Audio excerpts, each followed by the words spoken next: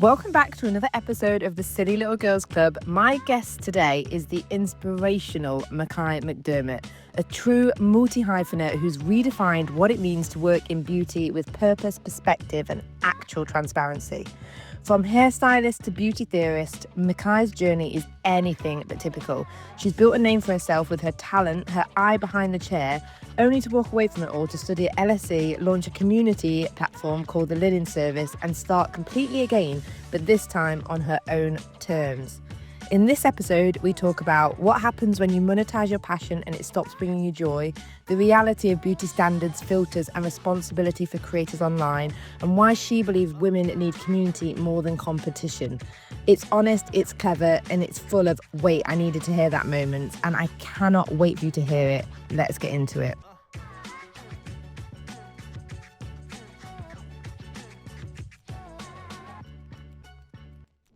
Hi, welcome. Hi, Sam. Oh, thank you so much for coming on the Silly Little Girls Club. Of course. I'm so excited that you were free and were able to come Yeah, on. why not? I love the podcast. I love what it's about. Oh, thank you. It's definitely a passion project for me, and being able to have conversations with such incredible, inspiring women is literally why I've done it. And I think your journey is so inspiring. I feel you've Thank you. transitioned. You do so much stuff, right? Yeah. It's like a good and bad thing. Yeah, it's like sometimes I feel like I can't decide what to do. Then I want to try everything. Yeah. Everyone says it's like my best and worst trait that Makai will try anything. So To see what it's sticks. working so far though. Yeah. So I'm kind of happy with it. Yeah. Oh my God. I suppose if somebody asked you now what you do, Mhm. to describe what you do day to day, what do you tell them? I actually asked ChatGPT so could you please write in one sentence thing about what I do? My day to day, I'm a content creator, beauty theorist, consultant, writer, Wow. and I have a members club Oh with my the God. Lipin service. That's amazing. But I feel you started in hair. Yeah, yeah, I love hair. It's like my deep, true passion. Mhm. I grew up in a hair salon. My aunt was a hairstylist. Okay. She'd do my hair every weekend. It was like it was like a ceremony. It felt like Yeah. a ritual. So when I grew up and I was thinking what is it that I want to do? Hair was the first thing that came to me. Right. And I was naturally very good at it because I had seen her do it for so long. And then when I worked at Tony and Guy, Oh, I feel like that's like so vintage. It's it was a thing back in the day, to be Right, trained at Tony and exactly, Guy. it's a thing. Yeah. So I was really happy to be there. It was the one in Romford, which Okay. is, if you know, it was just massive blow dries. That was Oh all my curly God, blow dries, stop. big, massive. But they're all case. back now. Exactly, it's like a full circle thing. Yeah. And then I went freelance really quickly after. So that was, I think it's been maybe, I spent like 9 years. Wow. I think I started really young and then I left really young. Yeah. So yeah. Feels like you had one life and now you're Oh my starting God, another yeah. life, I right? feel like I lived a whole life as a hairstylist, and then I was like, I'm just gonna hang my shears up. Yep. Won't be going back. Oh my God. And we were just talking about that, weren't we? So that you hung your shears up in 2023? Yeah, that was it for me.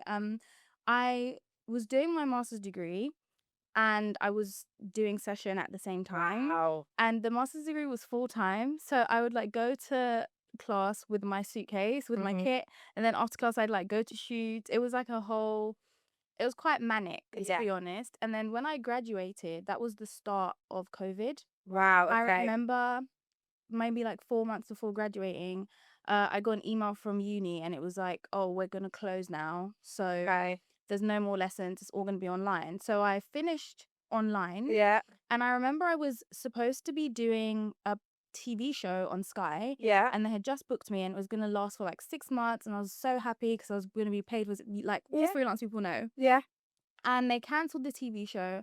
All my clients cancelled. Everyone who had shoots. It was such a crazy time. It was nuts. And during that time, I pivoted and I was making hair content online. Okay. So I would talk more about hair and beauty, but I was also speaking about what I studied for my master's degree. Yeah. So that's how I grew a following. They always knew me as doing something else, but recording my life as I was doing it. Gosh, that's really cool. Like, so to touch back on like obviously your degree, so what made you go and study? It was history, right? Yeah, I think through this episode, like people will be like, "Does she have ADHD?" I wanted to be a lecturer, Okay. so whilst I was doing hair, I was like, I feel like I could study. Like I want to write about beauty. I want to write about hair history. I wanted to write a book about hair ethnography. Like I was really interested in the science and history of hair and Yeah. how we come to understand and practice the styles we do. So I did international history at the London School of Economics, and I wrote about women, basically. That Wow. was my master's thesis. I wrote about women across the diaspora, how we engage with each other.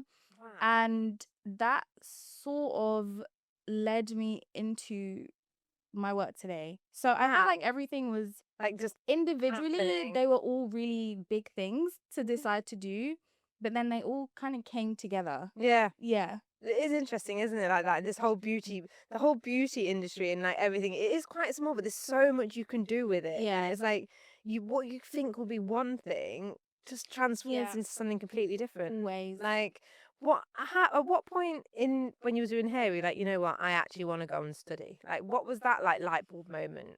Because that's quite a left field choice when you've got an established career and then it's like, oh. I was on set for a video shoot. Mhm. It was like a young artist with Island Records. Okay. And it was a really intense shoot. I think it was like 14 hours or so. And whilst I was doing it, I was kind of like, do you like this? Like when you like something until you monetize it. Yeah. I think that's what it was. Right. So I really loved hair and I loved the creative expression.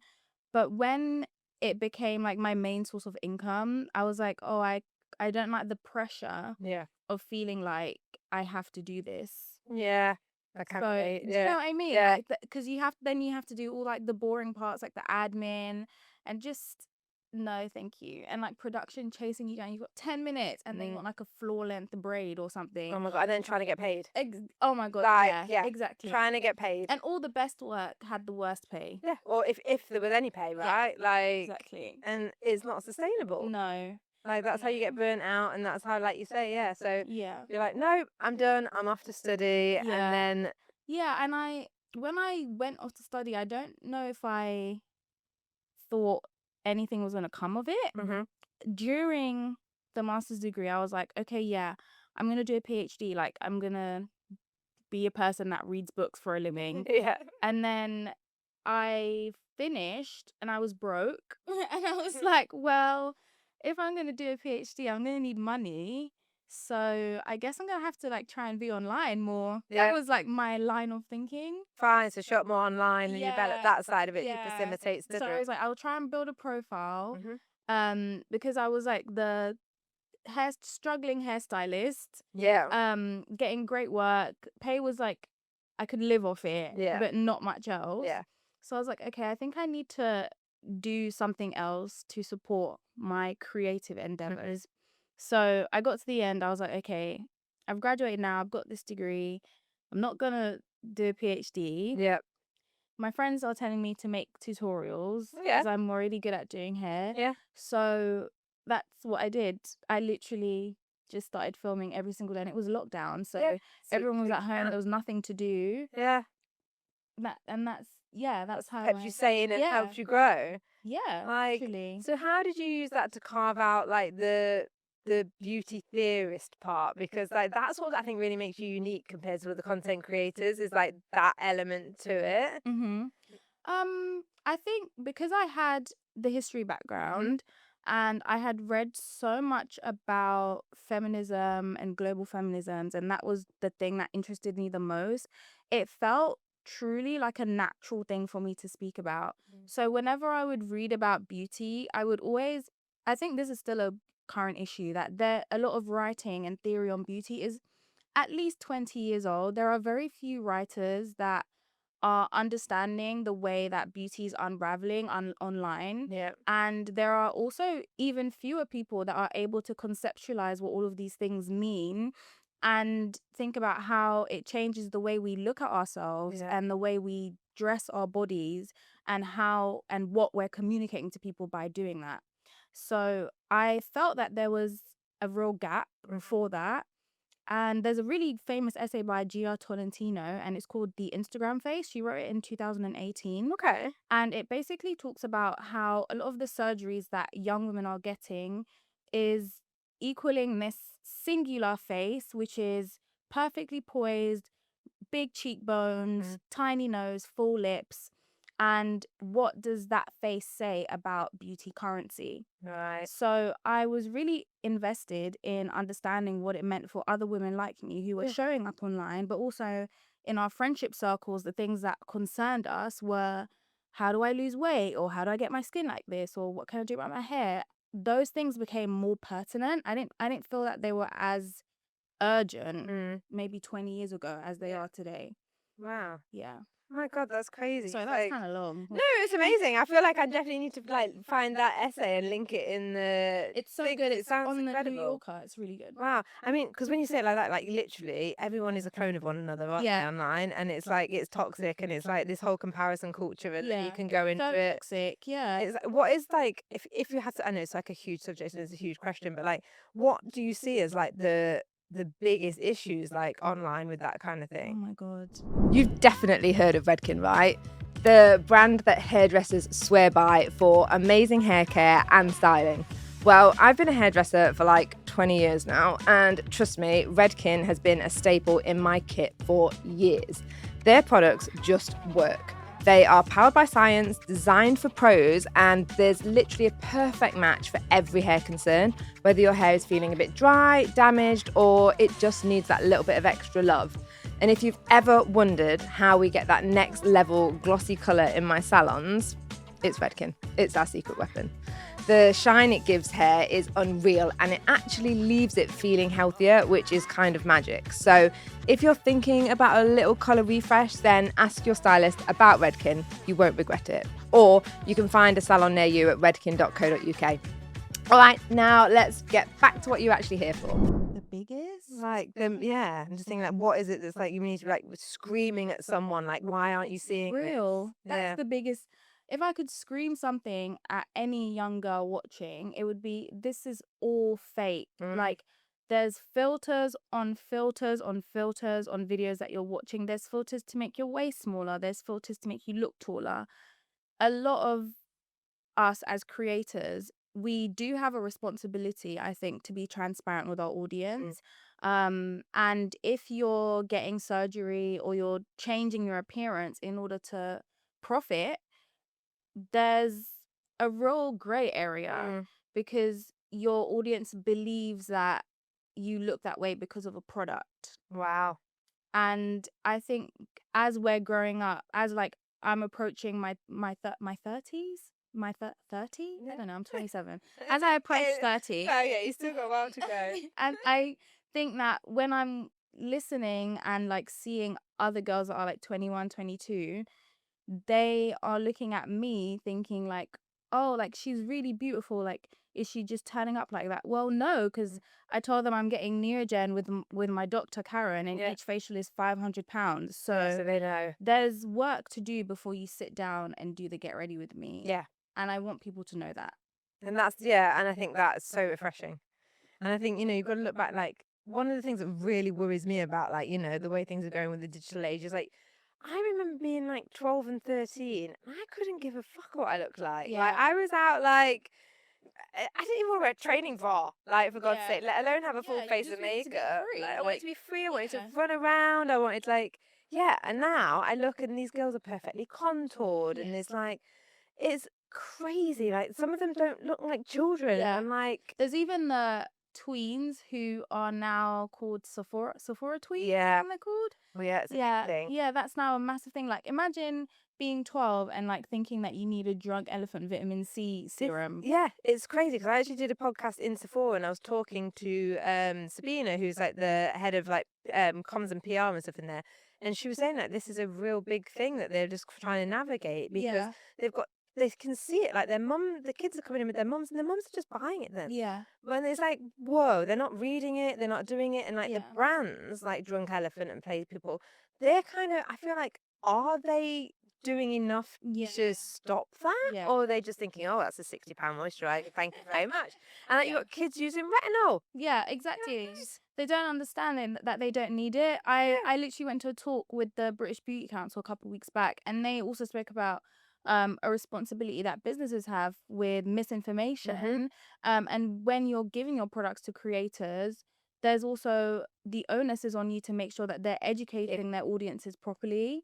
And but then at the end of the day, I also think profit is like a real big thing for a lot of beauty businesses. Beauty is such a massive market. It's huge. I feel like it's the only one that's growing year on year when everything else is failing. So I don't know if it feels like such a complex issue. I think it is a huge issue. Yeah. I think, like, you know, it's only expedited by the digital age, and the spreading of misinformation is so quick and so easy. So easy. And like, you see people speculate and people not being transparent. I mean, we had a conversation earlier about, you know, Lindsay Lohan, for instance. It's just like, we all want to know what she's doing, but she is not being transparent. And then you've got all these people saying it's this, and theorizing on what it is. And then it's just like, it's crazy. And I think, like, you know, that whole transparency piece that you're talking about in terms of, like, you know, before you're doing the get ready with me, that is just so important. Yeah. Like, managing expectations. Yeah. And I think a lot of, because it's my job, I know what goes on. And I think sometimes people like you and I, we take that knowledge for granted. Like, for us, it's just our day to day. Yeah. And sometimes when I'm speaking to like my boyfriend or my friends and I say something in passing, they're like, wait, what? Like, you have to go and do this, or microneedling with radio free. Like, all of these procedures that we think are common knowledge are not. Yeah. So I think the people who watch and engage with us, they would assume, oh, she just looks great, so that's why she's an influencer, because she looks great. Yeah, and it's like, no, I work at this. Yeah, I spend a lot of money. And beauty is a job, and I think sometimes when people don't respect this, because a lot of women are doing it, it's mostly led by us.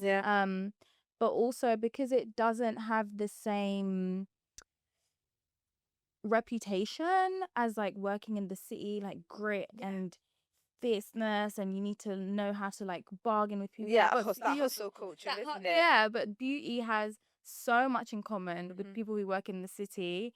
And I think if we were all able to be a bit more open-minded, we'd be able to discuss more. A little bit more. And I think it's that stigma, though. It comes back, you probably experienced as a hairdresser. It's that stigma around beauty, and around when you choose to do a job in beauty, no matter what it is, there's for some strange reason, a stigma attached to it. Like, oh, that's an easy route, or, you know, that's like, you know, they mustn't be able to do a PhD or whatever. And it's like, you know what? No, we can, but you just like not seeing us.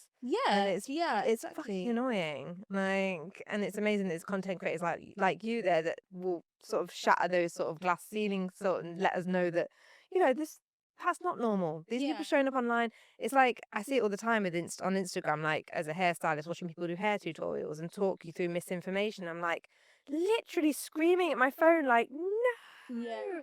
It's like, that's not how that's done. And hair is so tricky, because I don't think people should be doing their hair at home. It's my unpopular opinion. No, I think I agree. Think you need so much knowledge and expertise to be able to like not damage your hair. Yeah, and people just don't have that. And you know, there's a huge thing in hair obviously now, where it's not everybody's able to deal with every type of hair and every texture of hair, and then that becomes damaging, because like you're getting, again, misinformation. People are being told different things, and I think, you know, some women with curly hair don't even know how to look after it. And it's because like their parents didn't even know, and they'd be straightened it out or didn't even talk. It's that whole education piece is wild. And I think when they go to a salon, like needing to know, can you look after my hair, or am I going to leave this place distraught? Because we have so much, we have like a really strong relationship with our hair. I think women do, like, we all love our hair. So there's also that as well. It's so, honestly, I didn't really understand like the importance of hair. Even though I do hair, and obviously I understand it makes people feel.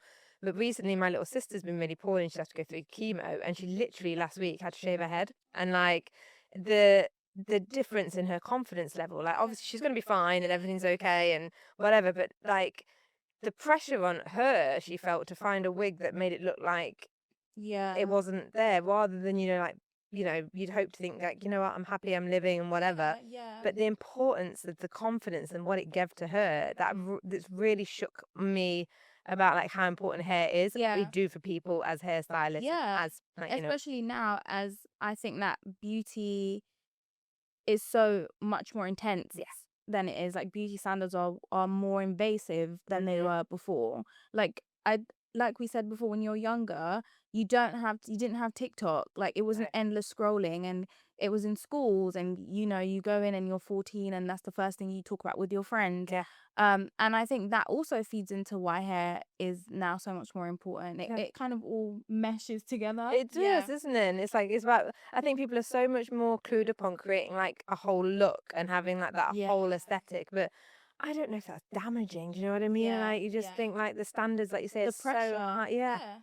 It's, and how do you navigate that, and how do you sort of try and, is there any way to alleviate that pressure on young women or older women that, because that's the other flip of it, isn't it? It's like, people not wanting to age. Yeah.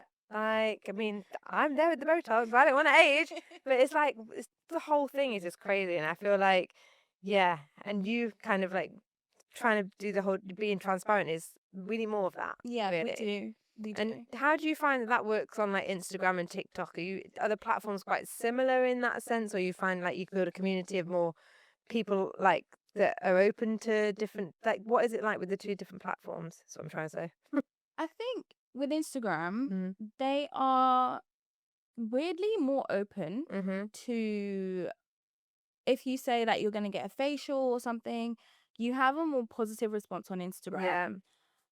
Whereas on TikTok, I think you'll have more people who are like, oh, you shouldn't be getting that. You're promoting like young girls getting these facials or getting these treatments. So it's like flip side of the same coin. It's really interesting. It's so odd. And I don't know why that split is. No. But I've always found that if I speak about something on one platform versus the other, that tends to be the response I get. Gosh, that's crazy, isn't it? Yeah, but I always think you'd rather me say that I did it, like if I didn't say. And also, we'll take the engagement. Do you know what I mean? Yeah, literally. Yeah, It's mad. And like, what is your, like, when you're thinking about creating content and stuff like for your audience, like, what's your thought pattern to be like, right, I know this is going to resonate? Is it just authenticity, or is it like, they're very vocal, so they always say what they want. They're like, well, I don't want this. I want to know how to do soft glam makeup. Yeah. I want to know how to make my makeup look good in pictures. So most of it is from my comment section and things that I know I would want if I was watching a video. Yeah. And sometimes I find that with content creation, you're not making content that you want to make, you're making content for an audience. Yeah, for sure. And really understanding that it's not a selfish journey. It's about providing a service for someone else. Helps me to really just choose to really say like, okay, you guys want me to make this? I'll make it. Yeah. That's actually my process. Oh God, that's so nice. And then you build like a really like-minded community, don't you? Yeah. That's really lovely. But like, how do you protect your boundaries and stuff like that with like, because online can be so consuming. Like, and it can be like, when you are getting like those sort of comments and you're like, do you ever second guess yourself? Like, how do you protect yourself? I second guess myself all the time, like every single day. I have been trying to have things that are just for me, whether that be like if I'm going through something or I'm reaching a milestone, I will keep them just for myself and my friends until I feel ready to share. But also the things I share, I ask myself, if someone basically stepped on this with their shoe, would you be upset? Okay. And if I'm like, no, it's fine, I feel really sure about it, then I share it. And if the answer is no, then I don't. That's so interesting. Yeah. Because I am a soft-hearted person. Yeah. Like, I have had my feelings hurt on the internet. I don't know if people don't realize, or they see you as like not real because you're on the screen, but people say such hurtful things. So I do protect myself a little bit, by saying like, if you share it and they say something and you don't care, fine. Yeah. Gosh, it's difficult, isn't it? Like, it's the one thing I think a barrier to a lot of people creating and Yeah. sharing online is, you know, That fear of being perceived. Yeah. Yeah. Yeah. Yeah. But I always encourage anyone that wants to create content that you just pick up your phone and make the video. Yeah, Because go it's for changed it. my life. Yeah.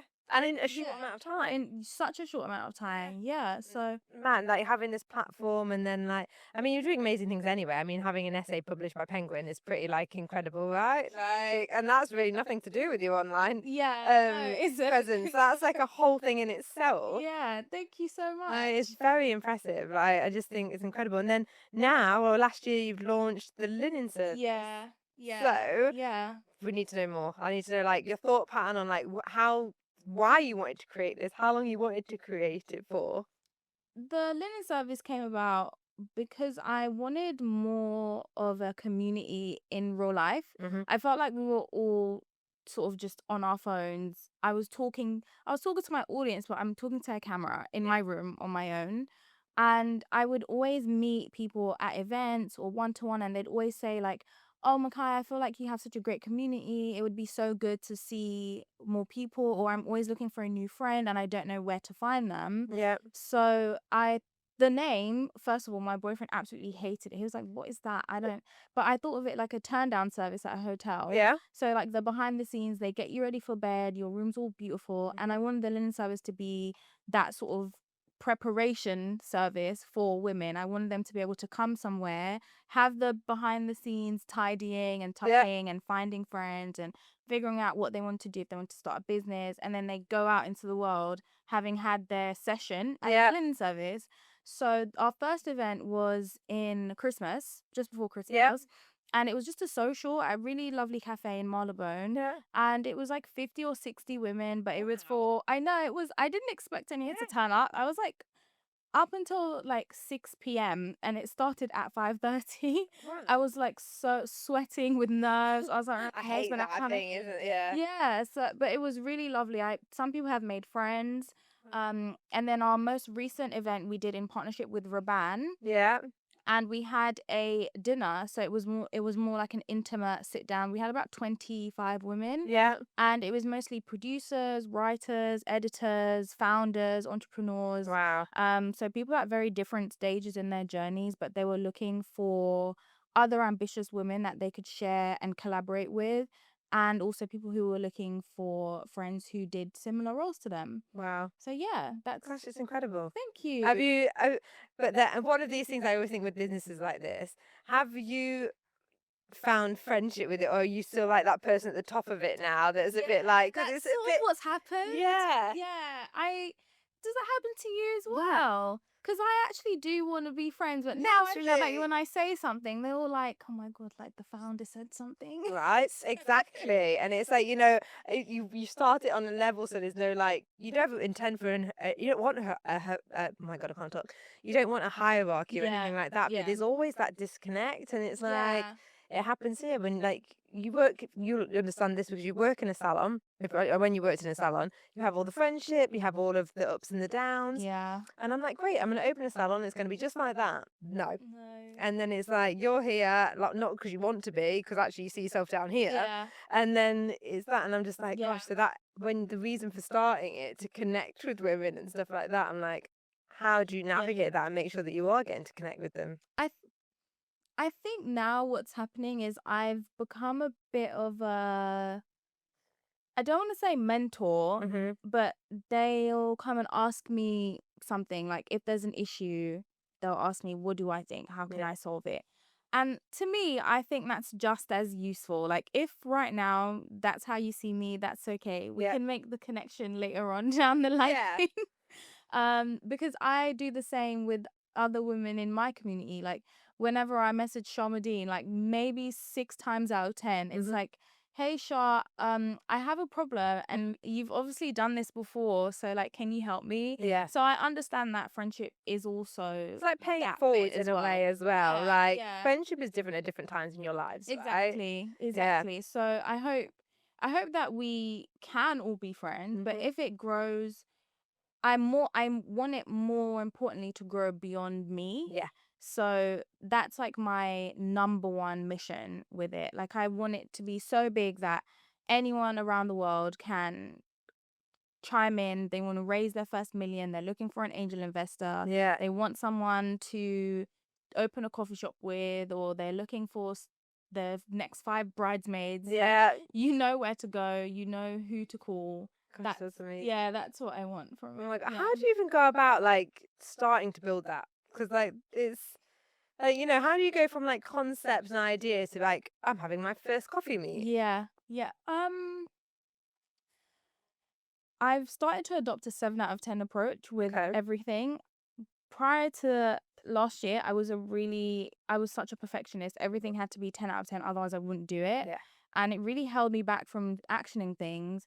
All the people I spoke to that were doing what I wanted to do, or that had built something of their own, said that as long as you can show up and do something, it's better than nothing. Yeah. So with our first event, I initially wanted a brand partner, but I didn't have proof of concept. So I said, okay, well, I'm going to have to prove that it's viable, Yeah. and that people are interested and that they'll show up. So I looked around at some coffee shops. I saw Abuelo, that's where I had it, in Marylebone on TikTok. Yeah. I emailed them for a quote. They sent me the quote. They said they do catering. These are the hours. Yeah. There you go. Send the deposit. Yeah. Send the deposit. I found a graphic designer who was one of my old friends from childhood. I told him this is what I want to do. He made the flyer. Amazing. Did that. And then I just promoted it on my socials. Wow. And then turned up on the day. And my agents were really, really, really great as well. So I'm signed with Franklin's Forum. Yeah. So they gave me great like perspective on what my values should be and how to present those values, and also booking a photographer. I booked someone that came to capture everything, but it was just bit by bit in stages. It wasn't like a whole massive thing all in one go. I sort of decided I was going to do it in September, and then over the month of September and October, I slowly emailed people, gathered all the funds, gathered all my like inquiries, and then the event came afterwards. Yeah. So I don't want people to think if they want to do something that it has to be this huge, massive thing from the jump. You can just start small. Sometimes you have to start smaller than you think, but that isn't to say that it's not successful. No, it's also going to give you don't want to like go out there on a massive scale and then think, oh, I need to refine this now. The whole point of like, you know, doing iteration. If it's a 7 out of 10 method, then that's even better, because you can start and then you can refine and then, you know, you'll be a 10. Yeah. So that's incredible. And so you've got like more events planned for the year. Yeah, we've got one next month actually. I'm doing something for founders, or if you're about to start a business. Yep. So I'm gonna have about 4 people who have gone through VC funding or angel investment. So they've raised in some way, 4 women, and then I'm gonna have people send in their pitch or whatever they're working on. Yep. And then I'm gonna invite them all down, and then they can speak to the people who have raised and speak about how to raise, like how are we gonna get some money? Yeah. Because I feel girls just want to have funds. We do just want to have fun. Yeah. Like, all women. I love women. Like, I love women. And we deserve so much. And I want more women to have stuff. Yeah. I do. Yeah. And a lot of things, this is like quite practical or pragmatic. I was only able to fulfill my potential when I started earning money. Right. And I know that for a lot of women, they have so much potential, and the best people I know are often women as well, the smartest, the sharpest. Mm-hmm. And sometimes it's just I need someone to give me a chance. Yeah. And the chance could be some knowledge, or like this is the person to go to ask for something. Sometimes it's just that. Yeah. And I didn't really get that. I had to earn that. And I want other women to feel like they can come to somewhere and get it, and it's not with a string. Make it accessible. Yeah. Yeah. Because it's always smoke and mirrors a lot of the time, isn't it? So Always. Yeah. So that's amazing. So anybody listening that wants to be involved in laundry service, like linen service, sorry. Why did I call it the laundry service? It's quite so weird. It's kind of cute. Yeah. The linen service, sorry. How do they connect with you, and how do they... You've definitely heard of Redken, right? The brand that hairdressers swear by for amazing hair care and styling. Well, I've been a hairdresser for like 20 years now, and trust me, Redken has been a staple in my kit for years. Their products just work. They are powered by science, designed for pros, and there's literally a perfect match for every hair concern, whether your hair is feeling a bit dry, damaged, or it just needs that little bit of extra love. And if you've ever wondered how we get that next level glossy colour in my salons, it's Redken. It's our secret weapon. The shine it gives hair is unreal, and it actually leaves it feeling healthier, which is kind of magic. So if you're thinking about a little colour refresh, then ask your stylist about Redken. You won't regret it. Or you can find a salon near you at redken.co.uk.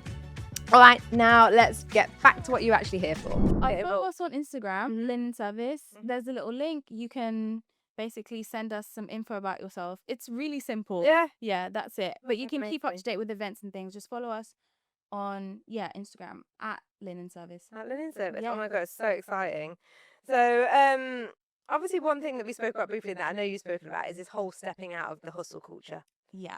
And I feel like having this conversation with you, I'm like, how have you stepped out of this hustle culture? You've got so much going on. Like, what is it that you have stepped out? How have you stepped out of it? And like, what has that brought for you?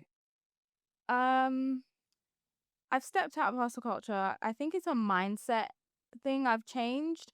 I was always in a rush. Like, I felt like I was in trouble. I don't know how to really explain this feeling, but I would always say to my therapist, like, I don't know why I feel this intense pressure to keep going no matter what. And well, I was anxious, and then I also realized that I was putting all this pressure on myself because I kept on looking at what other people were doing, at how everyone was winning things every single day and growing hundreds and thousands of followers online. And I felt that, okay, for me to do that, I'm gonna have to work 7 days a week. Like, there's no way it's gonna happen. And then I got ill. Then my body was like, you physically cannot do this. And that was a really big and hard lesson for me to both learn and accept. So I do have a lot of things going on, but everything is happening at the right pace. Yeah. And sometimes the pace is not what my mind wants to go at. Sometimes my brain is like, you need to do this now or next week. And I have to fight myself and say, it's not going to happen in 7 days. And that's been hard. Yeah. And it's a, old habits die hard. It's still something I have to remind myself, like, constantly. It's not going to happen overnight. It can't. It's impossible. Yeah. So, and it's so annoying because that comparison, that little brain that comparing you to somebody else, and like what we said at the beginning, it's all fake. it's all fake. Like, You wouldn't even believe, if you're listening, yeah, assume it's fake before it's real. yeah. Literally. No, and it's the fake it till you make it thing is It's a saying for a reason. It's the same for a reason. Yeah. And but I think people that do need to take that stock and are running before they can walk and having all this anxiety, it's like, remember that it's just noise a lot of the time. It is. And that you need to find yourself, I guess, is like, So true. yeah. And I feel like at 27, how are you so together? And just like, this is amazing. I was actually in tears on the way. Stop. Yeah. So live it together. Just sometimes it's okay. Get through the next hour. Need to get through. Yeah, take it a day at a time. Yeah, take it an hour at a time. Actually, I'm in that stage of business right now where I'm just like, what the fuck am I doing? Yeah. Why am I doing this? Why is it not happening? Like, and I have to keep reminding myself because I've done it for a decade and I'm still like, every day so I want to go home and cry into my red wine. Yeah. And that is fine. The feeling never really goes. You just learn how to manage it, right? Yeah. And how to make it sustainable and how to, make the best of something where you want to be. Yeah, you have to make the best of it because sometimes when you don't want to like get to the end or get to your goal and then you're like, oh, I actually hated every second of that. Literally. So I try my best to enjoy like every day, even when it's so hard. Because I just don't. This is like my life right now. Like, I'm living my life. Exactly. Yeah. And I think what you've shown like already is like you can change it. Yeah. If there is anything anytime you want. Yeah. Even tomorrow, I can wake up and say, you know what? I don't be online anymore. Yeah. sleep. And that's fine. But you're enjoying it. So Yeah. it's just like, and I think the thing with an online like career is you can pivot and it changes and Yeah. grows with you. Your audience grow, and it's like I've seen it with friends that have been online for like a decade, how it's literally pivoted and grown with them. Yeah. It's so lovely to see that they still love it, but they've had to change elements of it, and it's like, Yeah. and you've obviously used your platform to create like this amazing linen service. So it's just like, wow, and it just shows you like you can do anything really when you've got when you've got that base. Yeah. Like incredible. So last few little questions that I've got for you. Okay. So how has, like, since you've done all this, like your relationship with work and productivity's evolved? Like since getting rid of like the hustle culture, how do you maintain your productivity then and make sure that you are keeping the wheels going and keeping it like, do you have any like tried and tested methods for productivity? Tried and tested methods of productivity. Some people love time blocking. Some people like different Yeah, things. I don't really do that. I did it like for 2 days, time blocking, and I was like, this is so intense. shit. I'm not doing this anymore. I felt like I was racing against the calendar. I was like, oh my God, I've got 7 minutes left. I need to move on. So don't suggest time blocking if you're mildly anxious. Yeah. I try to stick to a routine, and I know what I have an aura ring, so it tells me what type of person I am. Right. I like to go to bed early, and I'm most productive at 7 a.m. till like midday. So How does it tell you that? I don't know. It's I guess maybe like your blood pressure. Oh my God, that's like any one. And is I it don't right? know anything. Is that working out? You know what? Yes, because I do love going to bed early. If I don't have 8 hours sleep, I'm the worst person you've ever met in your life. Like, you do not want to meet me without 8 hours. Same.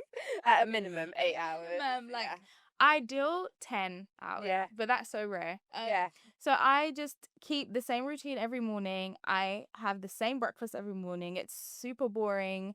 And I make sure to organize my tasks, hard tasks in the morning, easier tasks after lunch. And that's what works for my circadian rhythm. Yeah. Yeah. Amazing. Using an aura word. Oh my God, I love that. Yeah. I mean, I think I need one of those rings. It's so weird. It is. I was very skeptical. Yeah. But it's kind of good. I'm not gonna lie. Yeah. Not sponsored. No, not spawn. Not spawn. They could spawn. Wouldn't mind a spawn. Yeah, oh my God, yeah, that would be good. So what does success look like to you now versus like what it looked like 5 years ago, like before COVID? Okay. 5 years ago, I thought success was. I thought it was having lots of money. That was sort of the be all and end all of it. Maybe because of my childhood upbringing, that's why I thought that. But now I think it's the freedom to create and to have joy in your life. I think that's really, really important because that's how you keep going. Yeah, and like all the friends that I make along the way, I think that's success to me now. Yeah, like enriching your life. Yeah, Like success. enrichment. Yeah. I'm like a little dog now. Like, I need all my enrichment. Yeah. It's good for us though, isn't it? Yeah, we need it. Right, a few quick fire questions then. Like a bit of everything, but obviously as, beauty expert as well, what is the product that you always rebuy? I rebuy so many things. Oh my God. Okay. I'm going to try and do 2 different price points. Yeah. Charlotte Tilbury Magic Water Cream. That pains my heart to repurchase, but I'm maybe on my 4th jar. Yeah, it's good.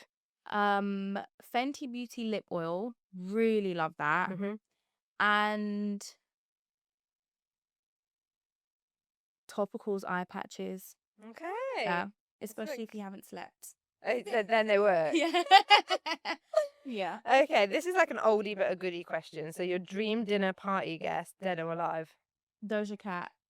Oh my God, that was no hesitation. Doja Cat. Oh my God, that would be quite a dinner. Yeah. She's so cool. Oh my God, so Clark that works with me, he's always sending me Doja Cat songs and he's like, you need to listen to this and blah, blah, blah. It's like, she's amazing. I'm a stan. I love Doja Cat. Perfect. That's a really, really good answer.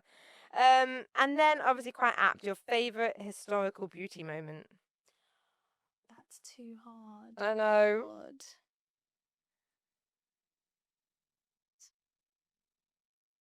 Diana Ross with the Supremes. Oh, That's iconic. really iconic. Cleopatra, also extremely iconic. Like, she invented eyeliner, basically. Right, yeah. Those are my top two. And a fringe. And a fringe. And red lips. So, the originator of the good wing line. Yeah. Red lips. Some strong angles. You're right. There you go. Saving face. I mean, geometrical before Vidal soon could even, like, Exactly. you know. There you go. And a woman leading the way, Exactly. I guess. Right, and the final thing, the piece of advice, like the best piece of advice that you've ever been given.